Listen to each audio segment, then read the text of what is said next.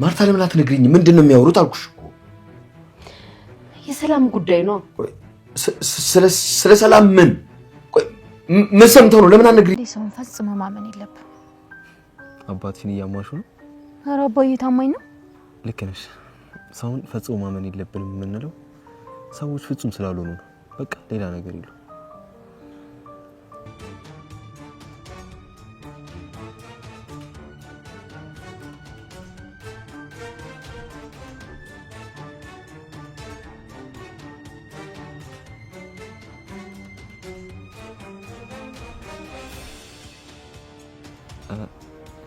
ወፋን ታለች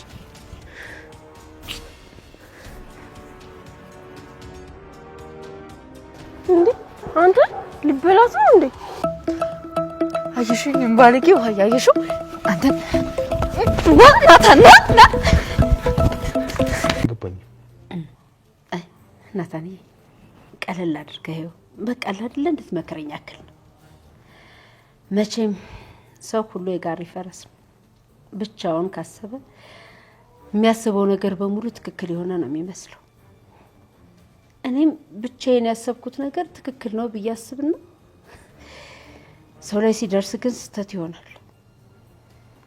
አረማዬ አሁንም አልገባኝ። ሰላም የልጇን አባት አልናገርም ስትል እሺ ብዬ ማመኔ ሞኝነት ነው እንዴ? ማለት አባዬ አይ እንደዛ አይደለም። ግን ሰላምን አባቱ ማን ነው ንገሪኝ ብዬ ማስጨነቅ ነበረብኝ። ማን ነው እንደዚህ አይነት ሐሳብ ያነሳ? ኤቢ ናታ? ኤቢማ ከመጀመሪያውም ብላ ነበር። ግን ያው እሷን መቼም ቢሆን አላምናት። አሁን ግራ ይገባኝ ከሌላ ሰው ስሰማ ምናልባት እኔ ተሳስቼ ይሆን ብዬ ስለጨነቀኝ። ይኸውልሽ ማይ ሰዎች የፈለጉትን ነገር ሊያስቡ ይችላሉ። አንቺ ግን መረበሽ አይገባም። ደግሞ ሰዎች ምን እንዳሰቡ ገብቶኛል። አባዬን ማለቴ ሰላም ቆይ የልጁን አባት መናገር አለባት። ቆይ ጎረቤት በዚህ ልክ መነጋገሪያ ከሆነ መናገር አለባት። ብትናገርማ ገላግለኝ ነበር። ግን ለምን እንደሆነ አላውቅም። እሷም አልናገርም አሻፍ። አቢጌል አሁን ላይ እናቷ ተጠራጣሪ እንድትሆን እያደረገቻት ትገኛለች። ማርታ ያደረኩት ነገር ልክ አይደለም እንዴ? በተለይ ደግሞ ስለ ሰላም ማለት ነው። የልጁ አባት ማን እንደሆነ ብትጠየቅ አልናገርም አሻፈረኝ ያለችው ሰላም አሁን ላይ የጎረቤቱ ሀሜት ሳይቀር እየረበሻት ያለው ማርታ ቆይ የኔ ጥፋት ምኑ ላይ ነው ብላ ጥርጣሬ ውስጥ እየገባች ትገኛለች። ሰላም ጤና ይስጥልኝ ውድ የቻናሌ ቤተሰቦች እንዴት ናችሁልኝ? እንኳን ወደ እኔ ቻናል በሰላም መጣችሁ። እንዲሁም የዳጣ ድራማ ተከታታዮች ደህና ናችሁ ወይ? እንግዲህ ማርታ አሁን ላይ ደረጀንና ሰላምን መጠርጠር ጀምራለች። አሁን ላይ ይሄ ድራማ እንግዲህ ታሪኩ ወይም ደግሞ እውነታው ሊወጣ የደረሰ ይመስላል። ቤቷ ውስጥ በጣም ብዙ ነገሮች እየተካሄዱ ማርታ ግን ምንም ነገር አታውቅም። በጣም ብዙ እንግዲህ የሆኑ ነገሮች አሉ፣ ግን ምንድን ነው ብላ ስትጠይቅ መልስ አታገኝም።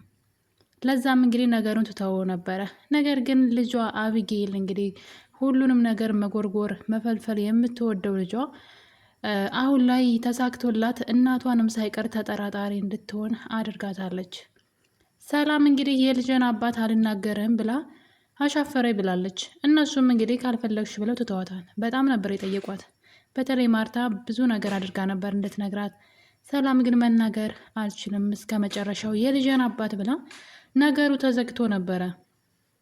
ነገር ግን አሁን ላይ እንግዲህ አቢጌል በጣም ብዙ ነገሮችን አድርጋለች። የእሷ ልጅ አባት ማን እንደሆነ ለማወቅ ነገሮች ሁሉ አልተሳኩላትም። በመጨረሻም እንግዲህ እናትየዋን በሌላ ነገር መርዛታለች። ማርታ አለመጠራጠሯ ትክክል ነው ብዬ አልልም። ማለት ለምን አልተጠራጠረች ማለት አልችልም። ነገር ግን ደግሞ ተጠራጥራ ራሷን እና ቤተሰቧን ነው የምትረብሸው እና ነገሩ እስከ መጨረሻው ማየቷ መልካም ነው ብዬ አስባለሁ።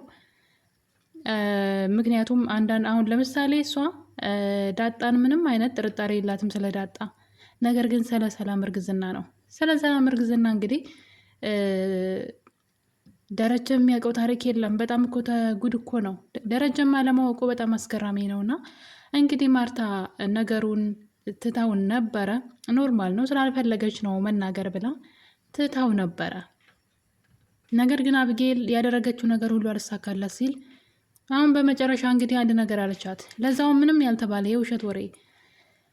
ጎረቤቶቻቸው እንዴት ነው የቤት ሰራተኛዋ ከቤት ወጥታ የማታውቅ የቤት ሰራተኛዋ አርግዛ ድንገት ከየት ነው ብላ ሳትጠይቅ ዝም ብላ ሳትጠራጠር ቤቷ ውስጥ ባሏ ወይም ደግሞ ሌሎች ወንድ ልጅ እያለ እንዴት ሳትጠራጠር ዝም ብላ ትኖራለች የሚል ነቀፌታ የሚመስል ሀሜት ከጎረቤት እንደመጣ አብጌል እንግዲህ ነግራታለች።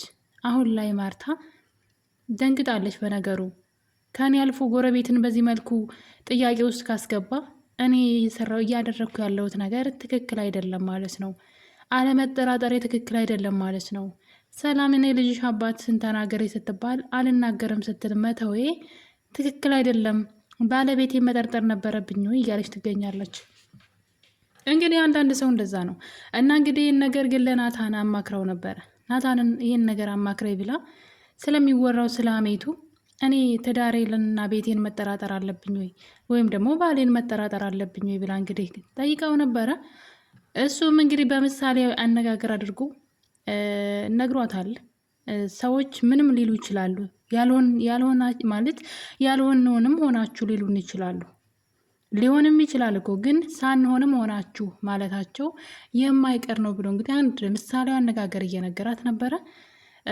አንድ ሰውዬ በተደጋጋሚ ሰዎች አንተ እኮ አህያ ነህ እንዴት ከሰው ጋር ገበያ ትሄዳለህ እያሉ በተደጋጋሚ ሲናገሩት ሰውየው ቆይ እኔ አህያ ነኝ እንዴ ብሎ ራሱን እስከ መጠራጠር ደርሶ በመጨረሻ እንግዲህ ሁሉም ሰው አንተ እኮ አህያ ነህ ስላሉት መጨረሻ ላይ አህያ ተራ ውስጥ ከአህዮች ጋር መሀል ራሱን አስቀመጠ ወስዶ። ምክንያቱም ሰዎች ስላሉት ብቻ ነው፣ ሰውየው እኮ ሰው ነው፣ ሰዎቹ ምክንያት ይኖራቸዋል ያሉበት እንደዛ በላይ የተጠራጠሩበት ወይም ደግሞ እንደዛ ሌሉበት የፈለጉት አሽሙር ይኖራል። ልጁ ሰውየው ግን አልገባውም። በመጨረሻ ራሴ በቃ እኔ አህያ ነኝ ብሎ ከአህዮች መሀል ራሱን አስቀምጠዋል። ስለዚህ ሰው ስለሚለው ነገር አትጨነቂ ሲላት እንግዲህ ለማርታ ይህን ምክር ሲለግሳት እያየን ነው። ማርታም ደግሞ የያዘችው ሀሳብ እንግዲህ ትንሽም ቢሆን ቀለል ቢላትም ግን ነገሩን እንደ ቀላል እያየችው አይደለም። አሁን ላይ ከባሏ ጋር ተፋጠዋል። ደረጀን የጎረቤቱ ሀሜትና ስድብ አልቻልኩትም። ማርታም እንግዲህ ናታንን ለዚህ እኮ ነው ለልጄ ያጨውህ፣ ለልጄ የተመኘውህ ለዚህ ነው እያለች በዛውም እንግዲህ ልጇን እንዲያገባላት አሽሙርም ጣልጣል ስታደርግለት ነበረ።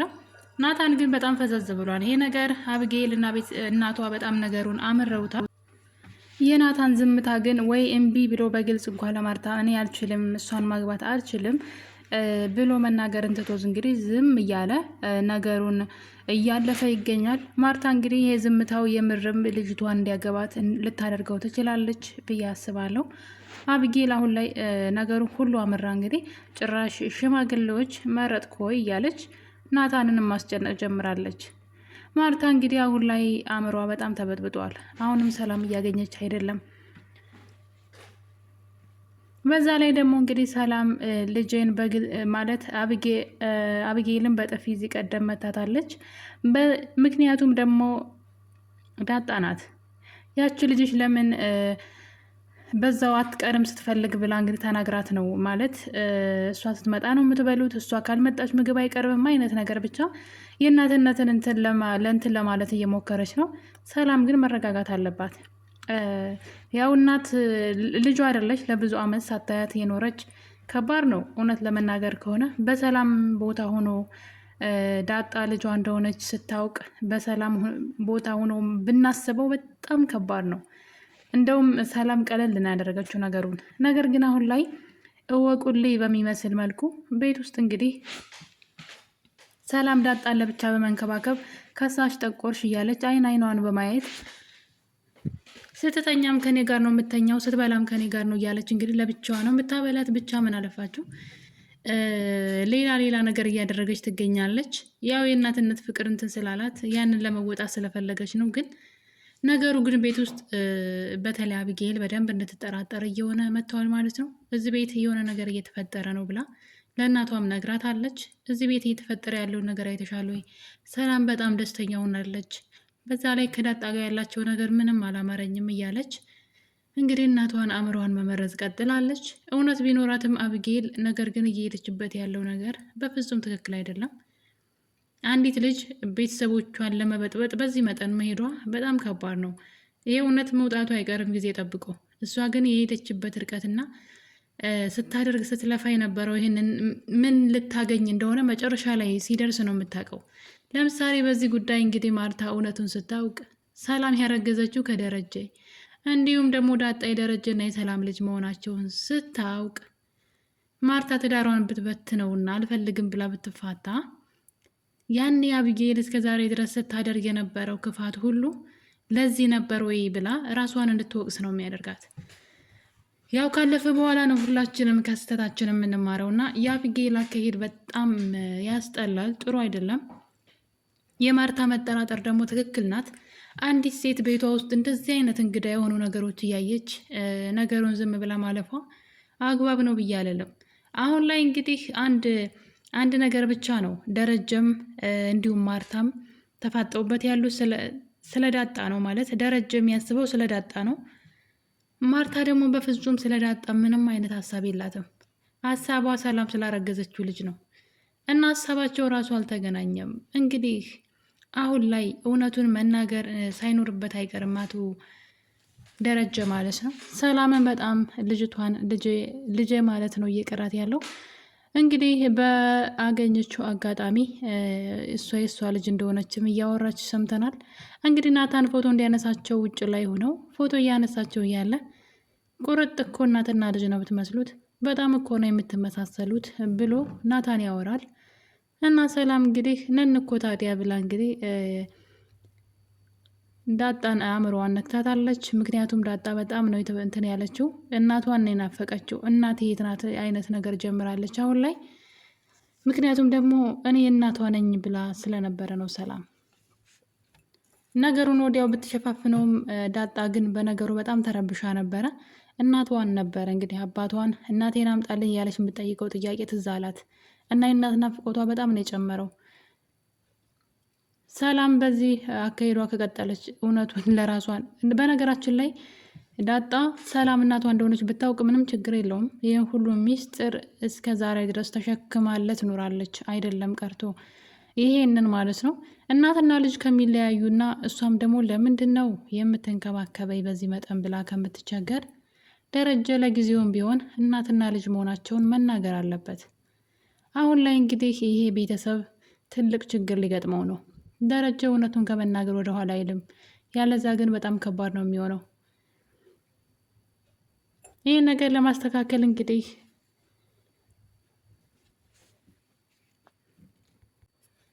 ናታን የጠረጠረው ነገር ስላለ ቤተሰቡ እንዳይበተን በጣም ፈርቷል። በዛ ላይ ደግሞ ማርታ ነገሩን አምና እንድትቀበል በጣም ብዙ ምሳሌዎችን እየተናገረ ማለት በሌላ ሰውም አድርጎ አባዬ ለምሳሌ ቢሳሳት ምን ታደርጊያለሽ?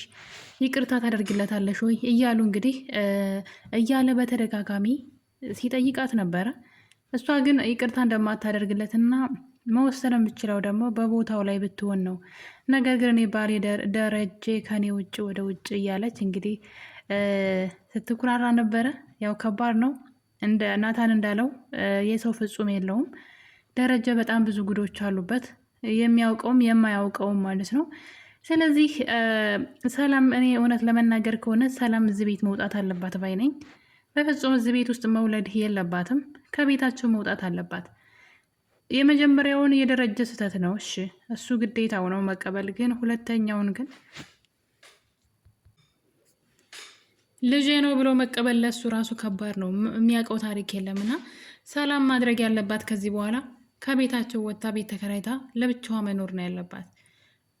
ልጁ የተረገዘው የደረጀ መሆኑን ትናገርም አትናገርም ግን ከዛ ቤት መውጣት አለባት። ምክንያቱም ለቤቱ ባለቤት ንቀት ነው የሚሆነው። ይህ በጣም ከባድ ነው ለማርታ። እስኪያስቡት ስንቱን ነገር ነው አሁን ላይ ስለ ዳጣ እኛውን በጣም የምንጨነቅላት። ምናልባት ሁሉም ሰው የሚጠራጠረው ዳጣ የደረጀ ልጅ ብትሆን ነው አይደለ?